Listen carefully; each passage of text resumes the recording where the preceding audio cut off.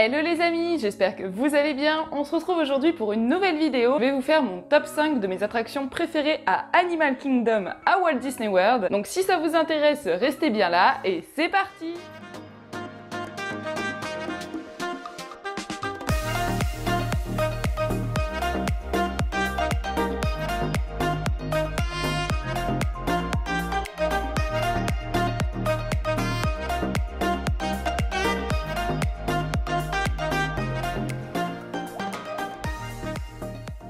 La cinquième attraction de mon top, ce sera It's Too a Bug. C'est un spectacle, je sais pas si vous vous rappelez pendant mon vlog, mais j'ai flippé de ouf avant de faire ce spectacle puisque ça tourne autour des insectes et que je déteste les insectes. C'est clairement le truc que j'aime le moins au monde, c'est les insectes, je crois. Et du coup, j'ai eu assez peur puisque c'est un petit peu, c'est une attraction qui est basée sur le film Mille et une pattes. Vous avez donc les fourmis, les insectes, etc. Donc c'est dans une salle de spectacle. Vous avez donc un film qui est diffusé, on va dire en 3D, mais une 3D très active, voilà, comme on a pu connaître par exemple à Disneyland Paris dans Chérie, j'ai rétréci le public. Voilà, c'est un petit peu le même délire. Vous recevez de l'eau, vous avez de la fumée, vous avez plein de trucs qui se passent dans la salle, donc c'est très très cool, surtout pour les enfants. Ça explique majoritairement, puisqu'il y a une morale dans ce spectacle-là, ça explique que les humains en fait s'amusent à se servir de tapettes à moustiques, s'amusent à se servir de spray, de bombes pour tuer les insectes, et en gros il y a un insecte qui explique est-ce que ça vous plairait qu'on fasse la même chose sur les humains si on avait la possibilité de le faire. Donc la morale est plutôt bien, le spectacle est très très drôle et très sympa. J'avoue qu'il y a des petites séquences qui font flipper, où vous avez des styles d'araignées qui vous tombent dessus et tout, c'est pas... c'est un peu creepy, mais pour le coup c'est quand même une très très bonne attraction. J'ai classé en 5ème parce que clairement à Animal Kingdom c'est l'une où je me suis le plus régalée. J'ai vraiment beaucoup rigolé dans cette attraction, je vous la recommande vraiment, surtout qu'il n'y a pas beaucoup de temps d'attente sachant que c'est un spectacle. La 4ème attraction que j'ai choisie, ce sera l'attraction Dinosaure, donc du coup qui se trouve dans la partie Dinoland USA à Animal Kingdom. Ça c'est une très très bonne attraction. J'ai une abonnée qui m'a mis un commentaire récemment sous l'une de mes vidéos où justement je parlais de cette attraction. En fait l'attraction Dinosaure, je ne le savais pas, c'était basé sur un film Disney, donc ça j'étais pas au courant. Je vais pas vous mentir, je n'ai pas vu le film Dinosaure, donc écoute, je le regarderai quand j'aurai une minute pour le regarder. Je te remercie de m'avoir donné cette information. Moi l'attraction, j'ai juste été bluffée déjà par un truc, c'est que moi je suis très sensible du dos. J'ai souvent des problèmes de dos et d'épaule. Les attractions à sensation, ça a tendance au bout d'un certain temps à quand même bien me démonter le dos, voilà, même si je sais, me le mettez pas dans les commentaires, je sais qu'il ne faut pas faire les attractions à sensation quand on a mal au dos, mais clairement je suis amoureuse des attractions à sensation, je n'arrêterai jamais de ma vie d'en faire. Du coup donc Dinosaure c'est pas vraiment une attraction à sensation, c'est plus en fait une balade dans une sorte de jeep, donc c'est en intérieur, hein, c'est une attraction, c'est un dark ride, voilà, c'est une attraction fermée. Vous vous promenez avec la voiture et vous rencontrez les dinosaures qui sortent un peu de partout. L'attraction est très très belle, les animatronics sont juste magnifiques. L'attraction elle déchire vraiment, mais comme je vous dis, ce qui m'a vraiment surprise c'est l'assise, le confort quand on est assis. Je crois que c'est une vieille attraction Dinosaure et je crois que clairement c'est la meilleure assise de toutes les attractions du monde que j'ai essayé jusqu'à aujourd'hui. Vous êtes dans des espèces de clubs, de fauteuils, de sièges tout moelleux. Vous avez vos fesses, votre dos, tout se cale et vous bougez pas pendant l'attraction, alors que l'attraction elle bouge quand même pas mal. C'est-à-dire que la Jeep elle a tendance à descendre, à monter. Pas vraiment un coaster, c'est pas un coaster, c'est pas du tout un coaster. C'est-à-dire que c'est une attraction familiale que vous pouvez très bien faire avec les enfants, mais c'est une attraction quand même, ça bouge un petit peu à l'intérieur puisque vous êtes dans une sorte de jungle préhistorique où vous allez rencontrer les dinosaures. C'est vrai que c'est très très agréable d'avoir ce style d'assise. Moi c'est vraiment la première fois que je monte dans une attraction qui a vraiment des fauteuils de bureau, j'ai envie de dire, dans les sièges de la Jeep, et clairement c'est hallucinant parce que quand vous êtes dedans ça bouge beaucoup et pourtant vous avez pas du tout mal au dos, vous avez rien du tout, et l'attraction est très très belle.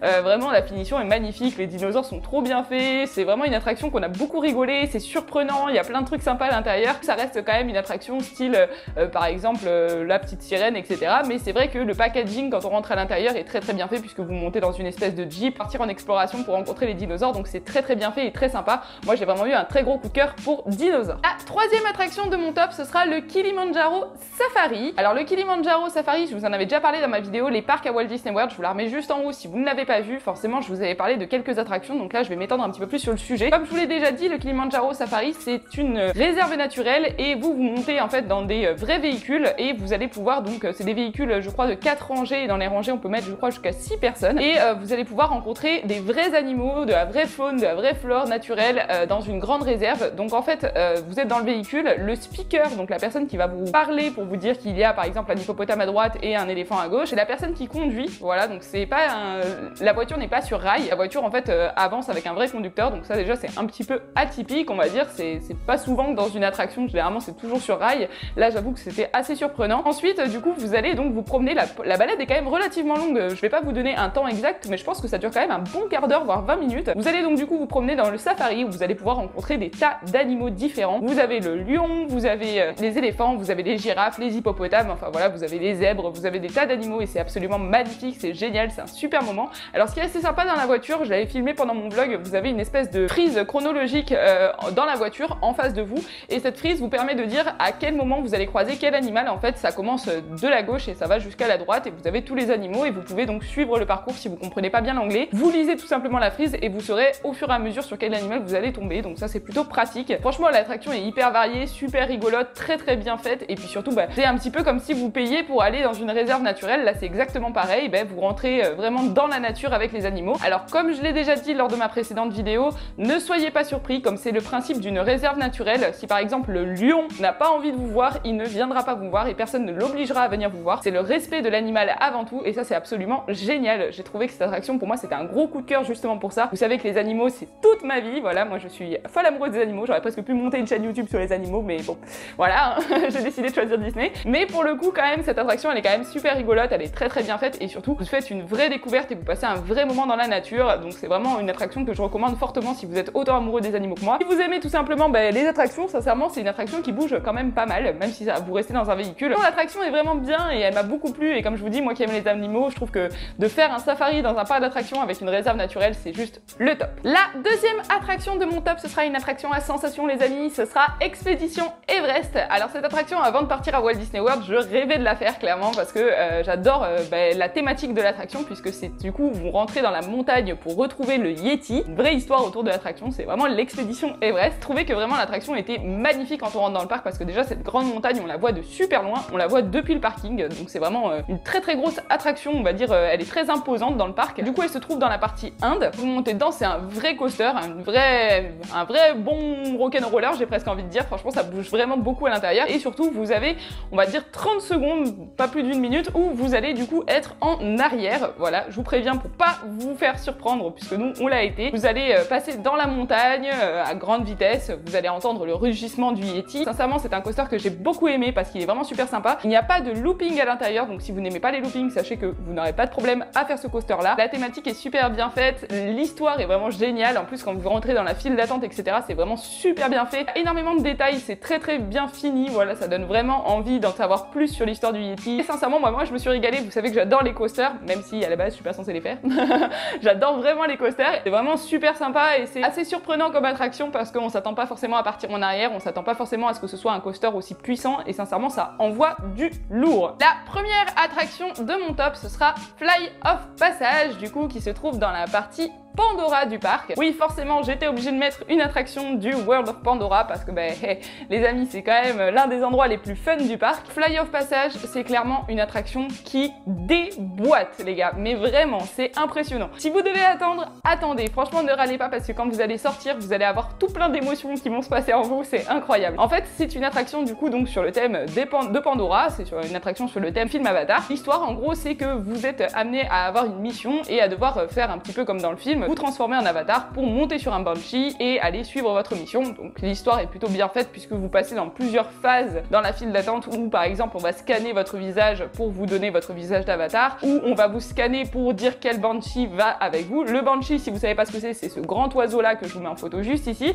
voilà c'est un big oiseau. Bon du coup vous allez monter dessus, voilà. Vous savez le banshee généralement il se relie dans le film avec les cheveux, enfin avec la tresse du personnage d'avatar. Bon là c'est un petit peu le même délire avec vous, j'ai envie de vous dire. Et du coup ensuite vous arrivez dans une salle un petit peu futuriste. Dans cette salle du coup vous allez monter donc sur le fameux banshee. Alors faut savoir que lorsque vous montez dessus c'est comme si vous montiez sur une moto, voilà vous allez être en position devant et vous allez pouvoir vous tenir devant. Vous avez un petit écran devant vous qui va du coup vous prévenir quand votre banshee est prêt à partir. Derrière vous vous avez en fait un dossier qui vient se plaquer de façon à ce que vous ne puissiez pas bouger et que vous soyez sécurisé pour l'attraction. Ensuite est-ce qu'on peut la considérer comme attraction à sensation ou pas? Moi je dirais que c'est un peu une attraction comme Soarin', voilà c'est vraiment vous avez un écran géant devant vous, un énorme IMAX, vous allez être complètement plongé plongé entre les odeurs, le vent, enfin voilà, vous êtes plongé complètement dans le monde d'Avatar, donc ça c'est vraiment très bien fait. Je pourrais pas dire que c'est une attraction sensation, je dirais plutôt que c'est une attraction familiale, voilà, je pense que c'est plus le terme qu'on peut utiliser pour ce type d'attraction, même si, je l'avoue, ça bouge un peu. Si vous avez le vertige, c'est pas forcément le top, mais c'est une très bonne attraction malgré tout. Vraiment, c'est super sympa, c'est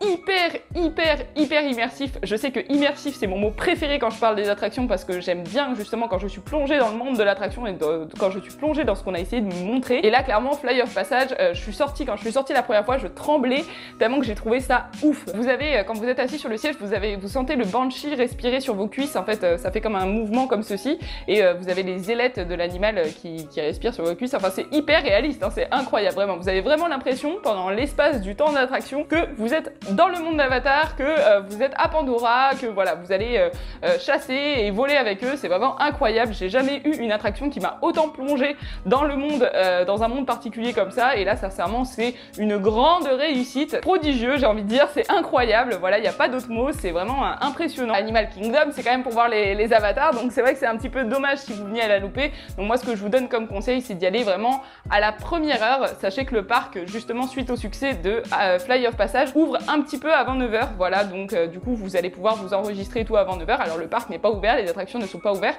mais vous pourrez accéder à l'attraction à 9h. Enfin, par exemple, moi je vous explique, je suis arrivée à 7h, à 8h moins le quart donc au parc, je suis rentrée dans le parc, j'ai fait la file d'attente jusqu'à 8h30, ils ont commencé à nous rentrer dans les attractions, donc il était 8h45, à 9h01, je sortais de l'attraction Fly of Passage, alors que le parc venait d'ouvrir. Voilà, ça vous donne un petit exemple, une petite astuce pour ne pas trop attendre sur ce type d'attraction. Mais bon, pour terminer, Fly of Passage était clairement mon gros coup de cœur à Pandora. C'est clair que si je retourne là-bas, je la ferai peut-être 50 fois si je le pouvais. J'espère qu'un jour il y aura moins de succès autour de cette attraction parce que j'aimerais pouvoir la faire presque à volonté, j'ai envie de dire. Mais je pense que c'est pas prêt de dégrossir, les amis. En tout cas, moi quand j'y suis allée, j'ai été juste bluffée par le succès qu'avait l'attraction parce qu'il y a vraiment énormément de monde qui se déplace que pour ça. Voilà, tout simplement, et qui attendent que pour ça le matin. Mais c'est vraiment une super attraction qui est hyper immersive. Je vais essayer de vous trouver quelques photos pour vous les mettre là. Mais bon, clairement, c'est bluffant, les amis. Voilà, c'est une attraction qui est bluffante et c'est l'une des meilleures attractions que j'ai faites jusqu'à maintenant sur le thème un petit peu justement voyage extraordinaire. Vous savez, j'ai testé donc Soarin' à Walt Disney World qui ressemble à ça. J'ai testé du coup Fly of Passage et j'avais aussi testé il y a 2 ans l'attraction du Futuroscope qui s'appelle Le Voyage Extraordinaire, qui est basée sur la même chose. Vous êtes dans un siège, vous avez un grand écran et on vous fait voyager. Et clairement, Fly of Passage des 3, c'est clairement la plus aboutie, c'est la plus réaliste et c'est la plus immersive.